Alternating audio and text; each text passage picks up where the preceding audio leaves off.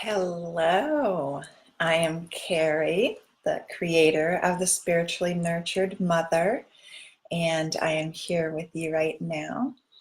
Good morning. Thank you so much for watching this video. If you're going to watch it later, I am trying something new by using my computer, so there's not a lot of jiggling around and not a lot of noise coming from my hand trying to hold my phone. So today I would like to talk about, does your inner critic have all of your power? Are you giving away your power to your inner critic? And if you are yelling at yourself or your kids, this could be another reason why you're giving away all your power, or a sign that you are giving away all of your power. So recently for me, these past couple of weeks I've been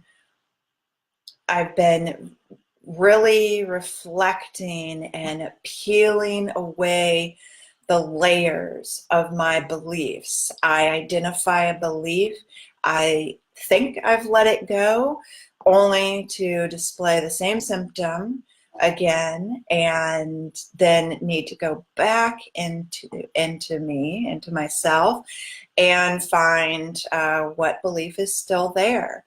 And so there are many techniques you can use to pinpoint those beliefs, to shine the light and really look at them.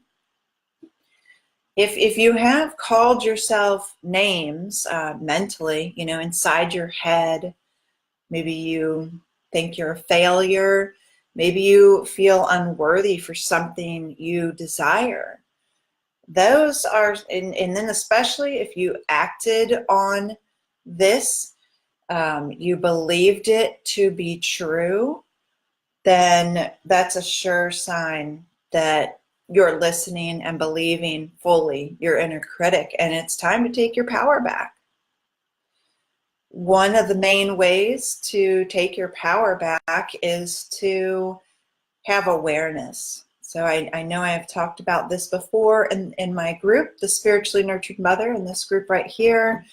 I know that I talked about it and Lindley talked about it when we did a live together, but awareness is the first step. Awareness and recognizing that when you hear that voice, when you hear that criticism, that you're not good enough, that you don't deserve that you did it again, so you're just a loser, or whatever word you may choose to criticize yourself, knowing that's the voice, that's my inner critic. That is not my higher self. That is not my inner being. That is not showing me love. And even though that's internal in your mind, it comes out. It comes out in the way you may talk to others. You may talk out loud to yourself. It comes out in your behavior, in your actions. You might, because of something like if you can't get somewhere on time, maybe before you, earlier on in your life, maybe when you were younger and there was a set school schedule and you had to follow the school bells. And if you were not in class on time, you got a tardy. And after so many tardies, then you go to the principal's office or you get suspended. There's all these consequences for not following the clock. And as mothers, there's a lot of pressure on us, especially if we have our kids in a regular school like that, a traditional school where there are bells, and if you're truant, you will get in trouble. And also if you have a job that you can get written up for. I remember when Isabella was an infant, I was returning to work as a teacher at the time in Indianapolis, and Isabella was 6 months old, and I, as anyone in this group might know, was alone. I've always been alone with Isabella. And so I found her child care, but it was a transition from being home with her for the beginning of her life, which was truly a blessing, to then transitioning to work. And I am not a crack of the dawn early riser, actually. So it was quite a struggle for me to get both ourselves ready for the morning, drop her off at daycare, and then make it to work by a certain time. And I can't remember what that time was, 7 a.m. or whatever that time was. It was very early. And so I can remember, though, being written up for being like 2 minutes late. I mean, when it came time for my teacher review, I remember the principal had the time that I was clocking in the building 2 minutes late. But this was like 30, 40 minutes before I was to have class. I mean, it wasn't like I was walking in as the kids were, filling the halls and waiting in my classroom or anything. It was just that I was supposed to be clocked into the building by a certain time. And, so I know for myself, being on time to start, I still feel it, I still feel this pressure to get Isabella to school at a certain time, even though she has flexible morning attendance. And what I'm trying to get at is, if you can recognize, if you can be aware of where that's coming from, you identify, why do you feel that way? What is the fear there? What am I afraid of if she's late? Now I realize there isn't anything to fear.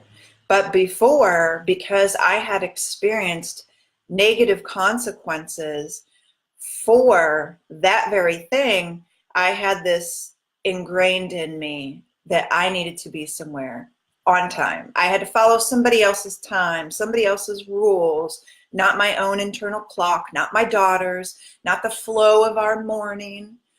And once I recognized that, which it might take more than once, when you feel that tension rising up in you, when you hear those thoughts going in your mind, calling yourself names.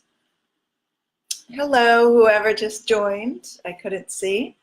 But thank you for joining. So when you recognize that is the first step for releasing that belief's grip. But then you can journal to ask yourself some questions. You can talk out loud to yourself. You could reach out to a friend. But the important thing is to take some time to look inside and find out, where is that belief coming from? Why is that belief there? At what age did I acquire this belief? What am I afraid of? And when you have the answers to these, then you can then expose these beliefs. You realize that they are illusions, you realize that they are lies, and you can then release the hold on you. And so I just want to remind you that your inner critic is here to provide contrast in your life. I'm sure you've heard of the law of attraction, and it basically says like attracts like. So if you are projecting a certain thought, if you are believing and then acting on your inner critic, for example, and we'll take my example before, I can't ever get anywhere on time. I can't, then it leads to, I can't do anything right, or you feel maybe like a failure because you can't get to work on time. So once you have that belief identified, then you can look at, once you're giving attention to those beliefs, the law of attraction will bring you more. If you're putting out into the universe, I am a failure, I can't hold a job, I can't get anywhere on time, that's what you're going to be receiving back from the universe. And so that's why it is so important to be aware of our thoughts, be aware of our feelings. If you are acting on it, then you're acting on a thought, then you are believing in that thought. And that gives it more power over you. It roots it even deeper into your psyche, into your brain. And so the last couple of weeks, I have really been looking at these different beliefs and realizing that there are more and more there. And so I want to encourage you to take back your power, to stand in your power, to know that your inner critic is simply showing you what you don't want. Your inner critic is simply showing you where you need to shine the light and expose these beliefs so that you can release them. There might be some healing that needs to be done. So part of this awareness and part of the healing and releasing these beliefs is acceptance and forgiveness. And I have talked about these in my posts. I am currently offering a complimentary session where I take you through the process of, I guide you through, if you allow me, through a self-forgiveness meditation. And it can be very powerful. And so it helps you accept yourself and integrate these parts of yourself into yourself. And I've also created a course that goes a little bit deeper and gets to the root of some of these things. For me, going back with the example I gave earlier with being late to work, I began to feel guilty that I couldn't provide for my daughter. I began to believe that I couldn't provide for my daughter. And I was carrying around that guilt and shame. And that guilt and shame just fed my inner critic. It's like food and nutrition for the inner critic. And the inner critic will grab onto those negative feelings or grab onto those lower vibration feelings and feed on them. And so that gives, the more you feel that, the more you think those thoughts, the more it grows and it expands. And we are here to grow and to expand. So how do you want to grow and expand? In lower vibration, carrying around this heavy burden of guilt and shame, which produces other lower vibration emotions and keeps you at a lower vibration. I mean, for me, it produced frustration, anger, anxiety. I was experiencing anxiety multiple times every single day. I mean, I don't know if you personally have lived in a state like that, but it's impossible to be calm. It's impossible. Just remembering it kind of brings tears back to my eyes because it was such a trying time in my life. It was so challenging, and I remembering it, I just am feeling it again, and I didn't know what to do. I didn't know how to do it until I started reaching out and thinking, really looking within myself, looking and examining these beliefs.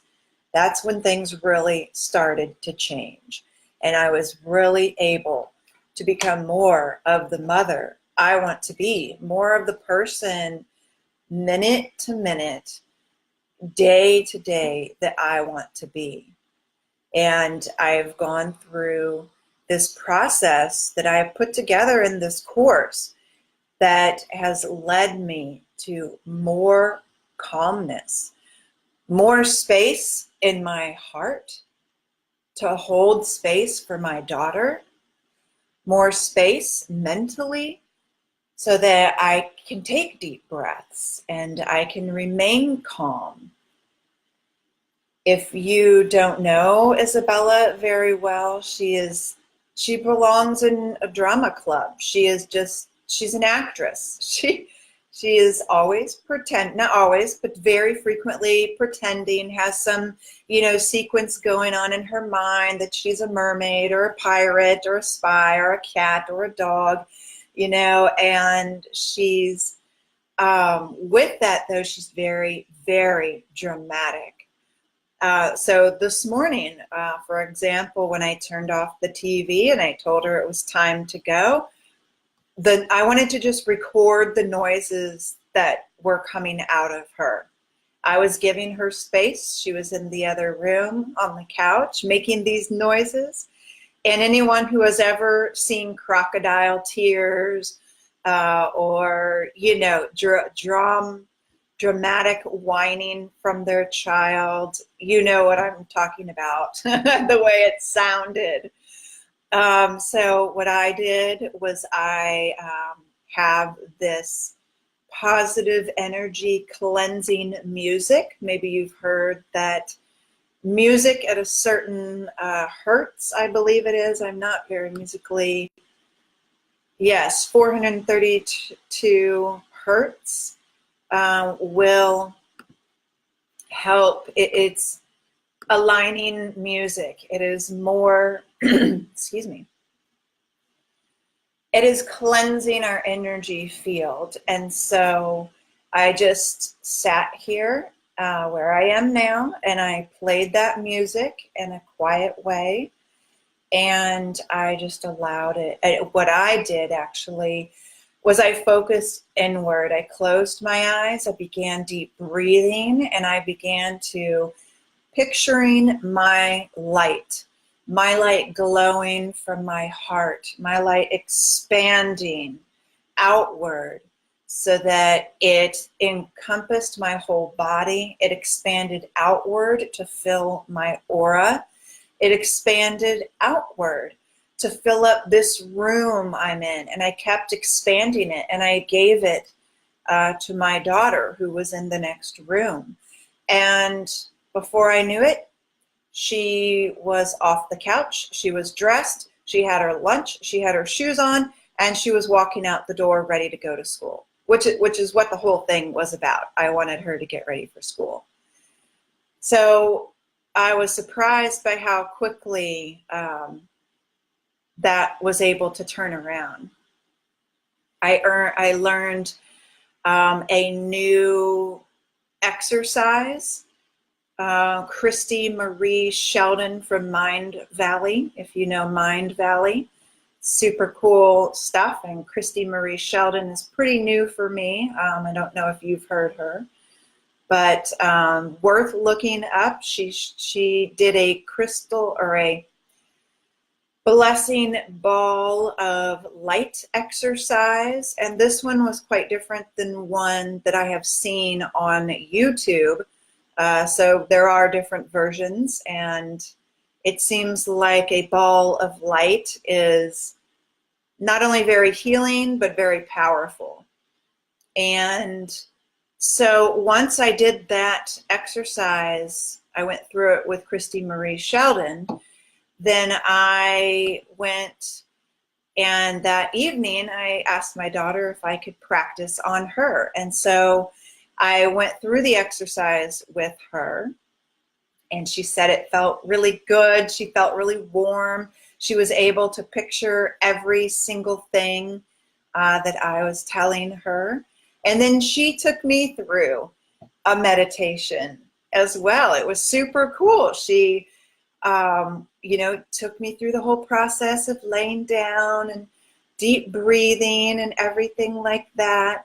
And then she told me to imagine a rainbow of colors above me, this energy of rainbow colors above me.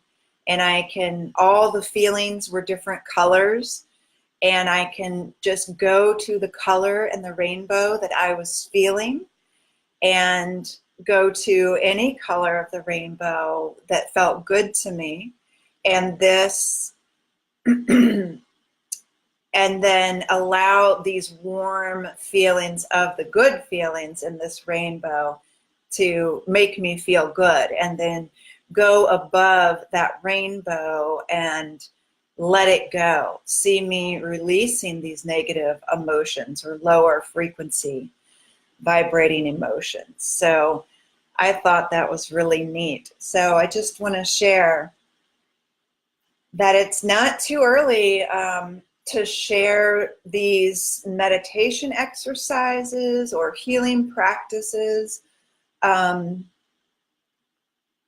to a certain degree with your children. Something simple like a blessing ball of light, for example, or asking them to imagine this bright golden light filling their body and filling their aura and blessing them with love and light is pretty easy to do, and it will help them feel good. So in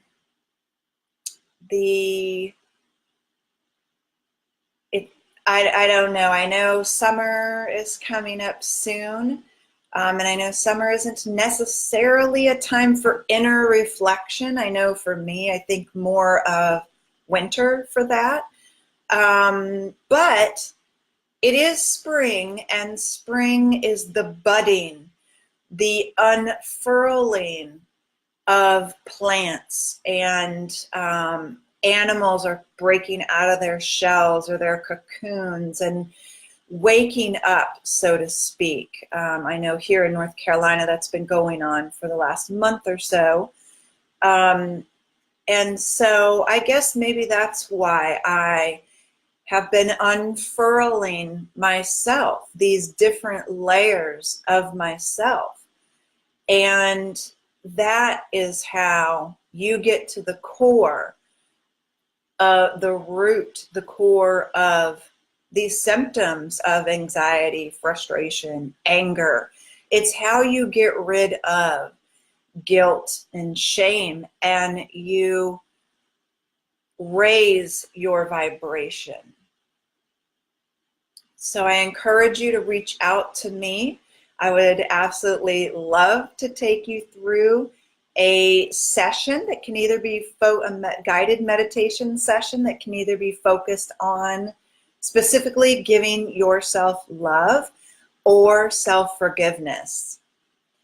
I also invite you to message me or look through these posts, and I would love to share more about my course on releasing and moving beyond guilt. It was very powerful for me, and I know it will be powerful for you, and actually shifting your life and changing your perspective of yourself and life, and knowing that you are worth it, allowing yourself to be graceful with yourself, opening up your heart and giving yourself love, allowing you space to hold that space for your children, because children are very challenging. They are here to help us grow and expand. So please reach out to me if this resonates with you at all. And I bless each and every one of you watching now and watching in the future on the recording. I bless you with divine loving light. I bless you with peace and loving light. Thank you for watching.